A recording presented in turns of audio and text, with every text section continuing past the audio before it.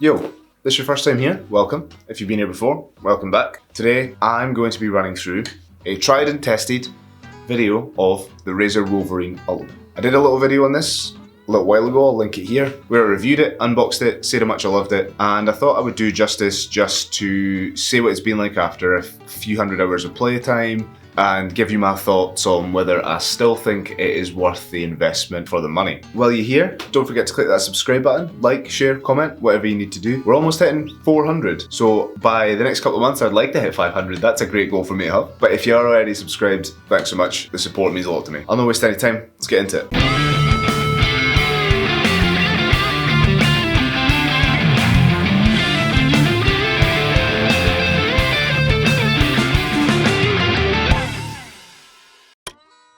So,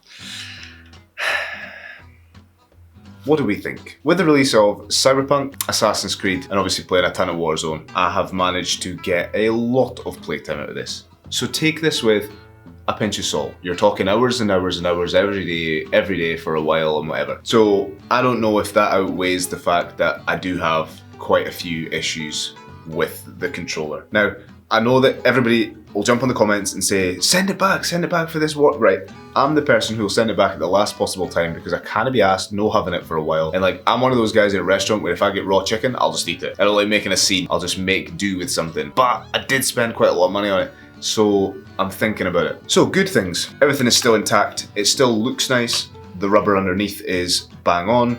That's kind of it. Most of the buttons work as they should. The sticks are okay. I don't like the fact that it's not wireless. That is grated on me. I said at the start that I didn't mind that, but I kind of do now, and I kind of want a wireless one. So what has went wrong with it? I'm really upset to be making this video because I'd been saying in the comments when anybody had posted and said, oh yeah, how's this held up? And I said, yeah, it was fine, because it was, and then suddenly one thing after another, they've just kind of started falling to pieces. So the first thing I'd mentioned in the first video, this X button. The X button now no longer moves. If you can hear this, so here's the B and X. So there is a screw underneath here to take it apart, which I did. I took the thing completely to pieces, which avoids the warranty anyway, so that's probably why I kind of sent it back. To try and clean some of it, nothing, no movement. So that's upsetting. It's not a huge issue to me because I've remapped it to one of the M buttons, but I mean, that's shit. I had an Xbox controller from my original Xbox, and that thing has taken more of a beating than this, in fact probably 5 times as much of a beating. And the buttons still work. What?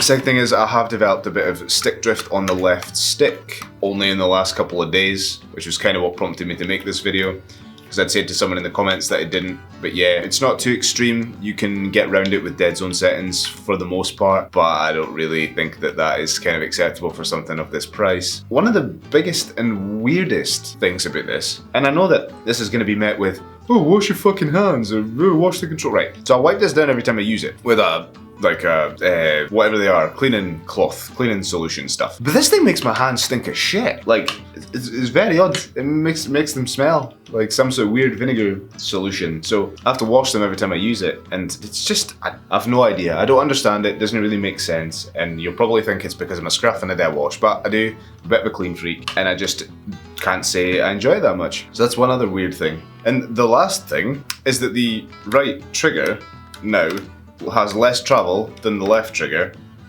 when it's on the shortened throw, which is just weird. I mean, everything about it is strange. Everything was fine for a long time, and then suddenly all these issues just started creeping up one at a time. I still love it. I'm not happy that it is falling to pieces all at once so quickly. I say quickly, it's been quite a long time since I had it. But I don't pay 100 odd quid for a controller for it to break within 6 months. I want to get a huge amount of time out of playing with it. So I'm probably gonna change up to another one. Not sure what yet. I looked at the Razer Raiju, but I don't know if it works on PC, and I'm kind of stuck at that. I think the Xbox Elite, newest one, might be another shout. I didn't like them before because they're too small, but I probably will have a look at it because I'm back playing a lot of Warzone, and I could be doing with a controller, and I'm also back on Rocket League. But yeah, if you've any other questions on it, then shout up. But would I buy one now, knowing what I knew then? Nah, probably not.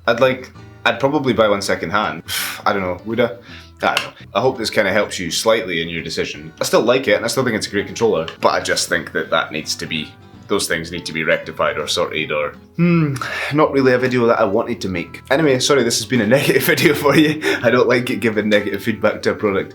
But if you do enjoy my content, don't forget to press the subscribe button, helps me out massively. Press the like button, leave a comment with your thoughts, ramblings, whatever you think about it, any other questions, any other stuff you want to see me to review. Anyway, it's been fun. See you in the next video.